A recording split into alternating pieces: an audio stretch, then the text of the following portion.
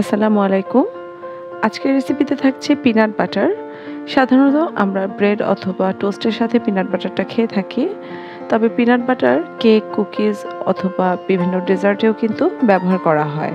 বাসায় বসে অল্প খরচে আর অল্প সময়ের মধ্যে কীভাবে পিনাট বাটারটা বানিয়ে নিতে পারেন, আজকে সেই রেসিপিটাই শেয়ার করছি।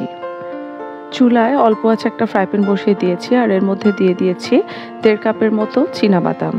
এবার একটা স্প্যাচুলা দিয়ে বাদামটাকে অনবরত নাড়তে থাকতে হবে। বেশ কিছুক্ষণ নাড়ার পরে বাদামগুলো যখন ভাজা হয়ে আসবে তখন এটাকে চুলা থেকে নামিয়ে কিছুটা ঠান্ডা করে ব্লেন্ডারের জগে ঢেলে নিতে হবে। বাদামটার কালার যাতে চেঞ্জ না হয় সেদিকে লক্ষ্য রাখতে হবে। ব্লেন্ডারের জগে নিয়ে এবার মিডিয়াম স্পিডে বাদামগুলোকে ব্লেন্ড করে নিতে হবে।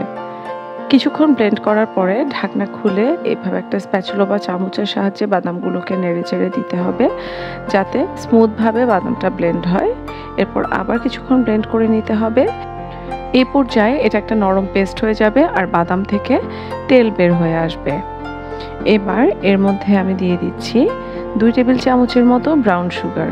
এখানে আপনারা যে নর্মাল চিনি সেটাও ব্যবহার করতে পারেন, আমি ব্রাউন সুগার ব্যবহার করছি।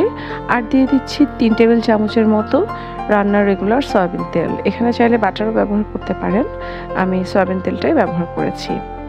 আরও কিছুক্ষণ সব কিছু একসাথে ব্লেন্ড করে নিলাম। এবার একটা স্মুথ পেস্ট হয়ে গেছে আর আমাদের পিনাট বাটারটা কিন্তু রেডি হয়ে গেছে। পিনাট বাটারটা যদি আপনারা আরও একটু পাতলা করতে চান তাহলে আরও 2 থেকে 3 মিনিট ব্লেন্ড করে নিতে পারেন, তাহলে এটা আরও একটু পাতলা হয়ে আসবে।